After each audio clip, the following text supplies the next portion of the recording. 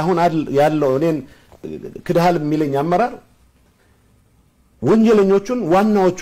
የራሱ ሰዎች አድርጎ ነው የሚቆጥረው because የወንጀል ኔትወርክ ነው የወርቅ ንግድ ውስጥ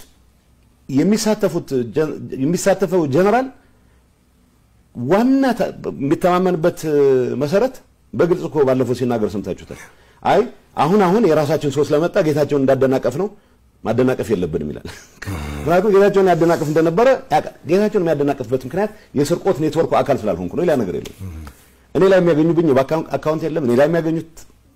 መሬት ካርታ የለም ስለዚህ ምክንያት ሁሉም ድንገር አንዳንዴ በጣም ያሳዘነኝ ፌደራል ጋር ያላቸውን ጉዳይ መሬት አስመልስልን እንዲበልልን ምናምን የሚባል እኔን ሸምግልልን ይሉኛል ይሄም ሲፎክሩም ሰው እንደዚህ እንዳው ውሸት ነው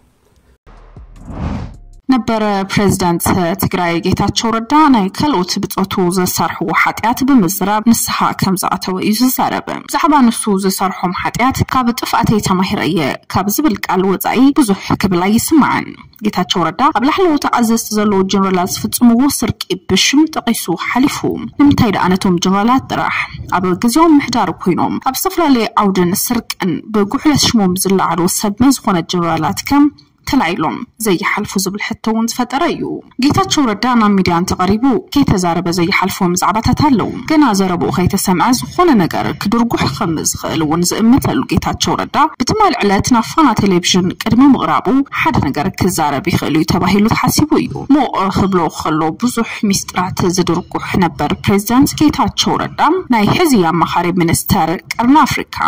ሽም ብጻዩና ጽውዐ ጀነራል ምግበይ ሃይለ ጀነራል ወድም ተይ ኣብናይ ወርቅ ስልቅ ዘይሕጋው ምንቅስቃስ ኢዳለዎ ምባሉን ብዙሓት ኣቆጥዑ ቅድሞ ዋራ ሓቢሉ ምክልኻል ሓይሊ ኣብ ፌስቡክ ገጹ ጀነራል ምግበይ ሃይለም ኣብ ዘይሕጋው ዕድና ወርቂ ኢዳለዎ ዝብል ሓበሬታ ምውዝዑ ዝርስዕ ኣይኮነን ነዚ ዘረጋግጸሉ ኣይተጌታቸው ረዳውን ምግበይ ሃይለ ኣብናይ ስርቂ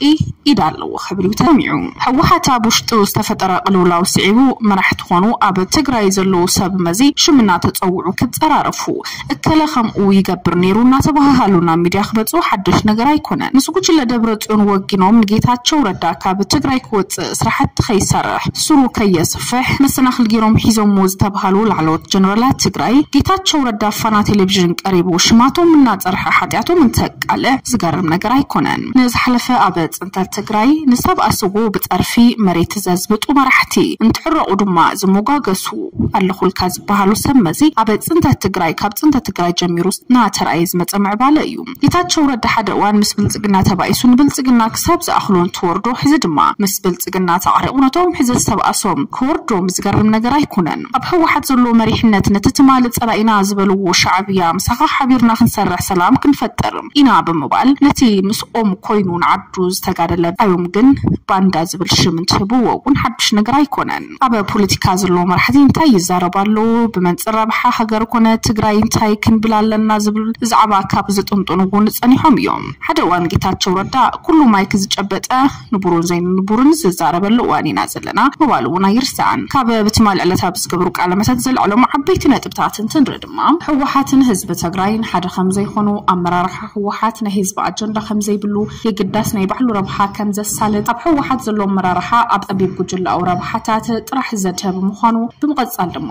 ኣጀንዳ ህዝብ ኣጀንዳ ኣይኮነን እንታይ ይብል ከም ዘለውና ይፈልጥን ካብ ድቃሳ ብዝበራበረሉ ኩሉ ግዜ ድማ ቁንዕዩ ዝብሉ መራሕቲ ከም ዝሓዙ ህዝባው ኣጀንዳ ምሲልካ ድማ ብስም ህዝቢ ና መሐለም ህዝባው ኣጀንዳ ንጎን ገዲፉ ናይ ገዛር ሱራብሓ እዩ ዘሳልጥ ዘሎ ይብል እቲ መሪሕነት ባዕሉ ወኪል ህዝቢ ኮይንናሃለው ኣብ ኣጀንዳ ስርቂ ብዕምቆት ተጸሚዱ መሊሱ ድማ ህዝቢ ክግደሰሉ ዝጽበ ምዃኑ ህዝብን ሕወሓትን ሓደ እዮም እናበለ ነብሱ ሓራከው ጽከታል ሊፍትና ኣሎ ይብል እቲ ካልእ ዘልዕሉ ኣጀንዳ ድማ ብዛዕባ ላዕላውነትና መራርሓን ሰራዊትን እንትኸውን ኣብዚ ዛዕባ ጠሚቱ ብዛዕባ ሓደ ክልተ ዝኾኑ ላዕሎት መራርሓ ሰራዊቶም ካልኦት ኣመራርሓ ሰራዊት ትግራይ ክኽበር ዝደልዩ እዮም እቶም ካልኦት ኣመራርሓ ሰራዊት ትግራይ ስርዓት ክኽበር ዝደልዩ እዮም እቶም ስርዓት ክኽበር ዘይደልዩ ሰራዊት ግን ሰራዊት ኤርትራ ወገንና እዩ ምባል ጀሚሮም ከም ዘለው ነገር ግን ሰራዊት ኤርትራ ቀድሞ ወገን ምዃኖም እንተው ሓደ ፈለማ ኣብ ትግራይ ዝፈጽሙ ገበን ከነሳሕ ነይሩ ወይብል ጌታቸው ረዳ ኣብ ትግራይ ዝተፈጸመ ጽንተት ዳርጋ ብዙሕ ዝበለ ሚእታዊ ናብ ሰራዊት ሻዕብያ ዘላኸን ትኸውን ብዛዕባ ብልጽግና ግን ሕማቅ ነገራት ክዛረባ ይተሰምዐን ሕማቅ ነገራት ክዛረቡን ተስቢታ ይግበረሉ ዘሎን ኣብ በልጽግና ልዑል ዝኾነ ስልጣን ዝተዋሃበ ጌታቸው ረዳ ብዛዕባ ስልጣን ዝሃቡ ኣካል ድማ ጸረ ዝኾነ ሓሳብ ክብብ ብዙሓት ተጽቢት ዝገብሩ እንትኾኑ ህዚ ተጽቢት ምግባር ድማ ዕሽነት ምባል ይከኣል ኣብ እዋን ኩናት ብላዕለዎት ኣመራርሓ ሰራዊት ዝተፈጸመ ገበን እውን ኣብ እዋን ኩናት ትግራይ ገለ መራሕቲ ሰራዊት ትግራይ ካብቲ ዝመርሕዎ ዝነበሩ ኩናት ዝሃድሙ ተጋደልቲ ዝረሸኑ ምዃኖም ኩናት እናተኻየደ ከሎ ድማ ዕርድኽ ውስጥ ተኸላኸለት ባዓቲ ማሽን ንዘይሕጋዊ ዕድና ወርቂ ትውዕል ከም ዝነበረት ብፍላይ በኮምቦልቻ ትሕቲ ሓይልታት ትግራይ ምስ ወደቐት ድማ ካብ ባንኪ ንግዲ ኢትዮጵያ 1 ቢልዮን ብር ዝሰርቀ ኣመራርሓ ከም ዘሎ ይደርግሕዎ ሕዚ ዝቕጽል ዘሎ ገበን እውን እንትኾነ ወርቂ ዝነግዱ ጀነራላት ከም ዘለው ሰብ ብምሻጥ ዝነብሩ ሰባት ከም ዘለው ኤርትራውያን ብኣሽሓት ዶላራት ይሽየጡ ምህላዎም ድሓር ድማ ትምሻጥ ናብ ተጋሩ ተቐይሩ ተጋሩ ምሻጥ እውን ከም ዝተጀመረ እዩ ዝዛረብ ጌታቸው ረዳ ነዚ ሽፋን ዝህቡ ዘለው ድማ ላዕለዎት መራሕቲ ሕወሓት ምዃኖም ኣብ ቢዝነስ ወርቂ ዝኣተው ጀነራል ግን ሕዝን ሓርነት ትግራይ ክሳብ መወዳእታ ክስዋእ ኢሉ ይምካሕ ምህላው ኣብ ንግዲ ዕድና ወርቂ ኢኻ ዘለኻ ክበሃል ከም ዝግባእ እዩ ኣጠንቂቑ ጀነራል ሃይለ ስላሴ ግርማይ ወድን ቤተይ ኣብ እዋን ኩናት ኣብ ኮምቦልቻ ኣብ ባንክታት 1 ቢልዮን ብር ከም ዝተሰርቀ ሕዚ ድማ ብስም ሓድነት መንእሰይ ትግራይ ምስ ኤርትራ ተሰሊፉ ክመውት ኣለዎ ኢሎም ይጀሃሩ ምህላዎም እዚኦም ሃንደበት ሰላም ተመጽኡ ድማ ኣብ ሓደጋ ክወድቁ ተሓተት ክኾኑ ስለዝኽእሉ ይሰግኡ እዮም ይብል ኣብ ትግራይ ሰላም ክነገስ ፈጺሞም ኣይደልዩን እዮም እንተዘይኮይኑ ግን ኣብ ኤርትራ ከይዲና እዮም ዝብሉ ዘለው መንግስት ፌደራል ዝኾነ ይኹን ኩናት ኣብ ኣጀንዳ ወደብ እንተካይዱ እቲ ኩናት ኣብ ትግራይ ክኸውን ይስራሕ ኣሎ ይብል ክብል እውን ይስማዕ ዝሓስኽዎ ሳዕ ሕዚ ኣኽለኒ ዝተጸወርኩ ወይ ኣኽለኒ ክብል ናይ ሚድያ ሓጢያት ካልእ እምበር ሓጢያት ባዕሉ ዘይዛረብ ጌታቸው ረዳ ናይ ካልኦት ሚስጥር ብምውፃእ ድማ ንስሓ ከም ዝኣተው እዩ ዝስማዕ ዘሎ ንዝኣመንክዎ ከም ዝቃለስ ኩሉ ይኣምን ኣብቲ ቃልሰት ኣጀንዳ ህዝቢ ትግራይ ዝተቃለሰሉ ብዙሓት ወታደራት መኳንናት ነይሮም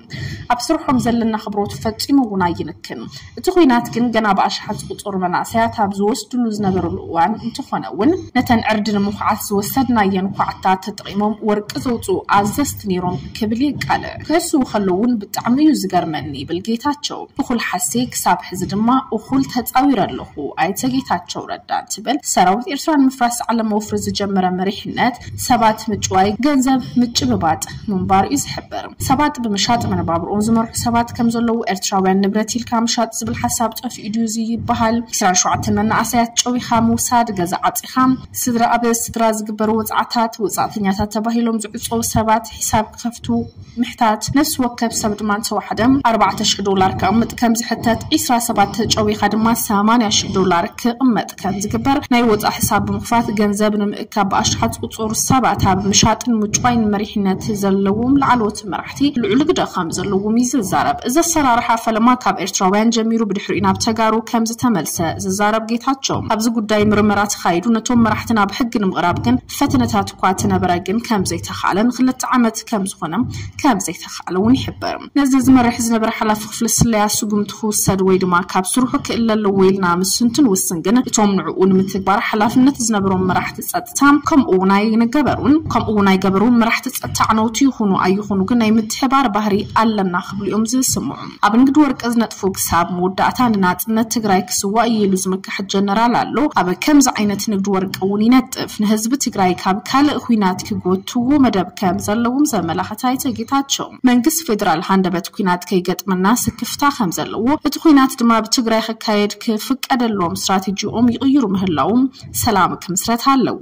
ኣብ መንጎ ኢትዮጵያን ኤርትራን ኩናት ክህሉ የብሉን ህዝቢ ኤርትራ ድማ ኣብ ሓደጋ ከኣቱ የብሉን ዝብል እምነት ከም ዘለዎ ክመርጽ እንተደኣ ተገዲደ ግን ህዝቢ ትግራይ ዳግማይ ዓውደ ውግእ ከይኸውን ክሳብ መወዳእታ ክቃለስ እየ ዝብል መልእኽቲ እውን ሓሊፉ እዩ ራራ ሚድያ ጥበብ ይመርሕ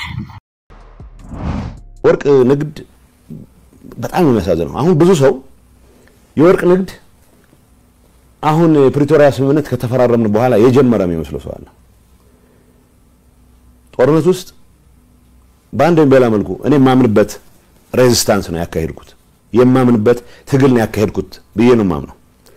በዛ በማምንበት ትግል ውስጥ የትግራይ ህዝብ አጀንዳ ይዘው የታገሉ ብዙ የጦር መኮንኖች አሉ ለሰሩት ስራ ያለን ክብር በፍጹም ሊቀንስ አይችልም ግን ደግሞ ገና ጦርነቱ በሺዎች የሚቆጠሩ ወጣቶች ይበላ በነበረበት ወቅት ሳይቀር ምሽግ ለመቆፈር ብለን የወሰድነውን ኤክስካቫተር ወርቅ ለመልቀም ይጠቀሙበት የነበሩ አዛዦችም አሉ ይሄንን አቃለን ሲዋሹ በጣም ነው የሚገርመኝ እኔ እስካሁን ያሸውት ይበቃኛል እስካሁን የታገስኩት ይበቃኛል ሰው ሲሸጡ የሚኖሩ ሰዎች አሉ ኤርትራዊ መሸጥ ንብረት ነው የሚባለው ንብረት ነው የሚለው አውርደዋል ይታፍንና እንግዲህ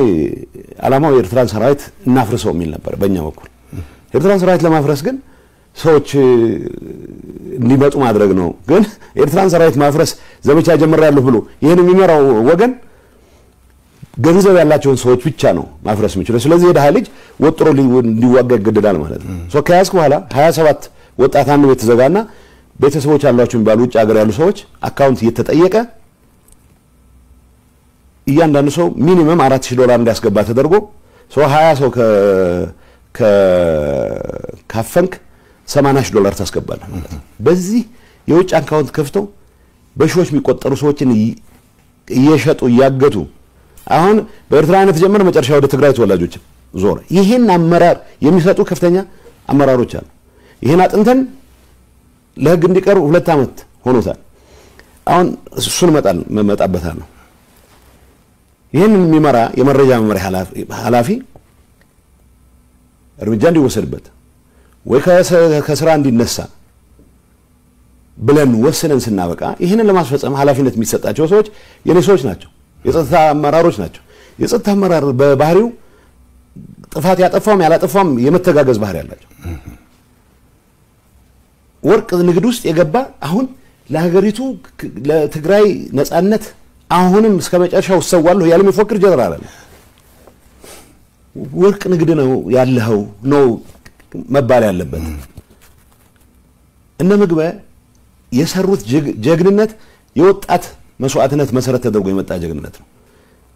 እነዛን ወጣቶች ለስደት በሚዳርግ ደረጃ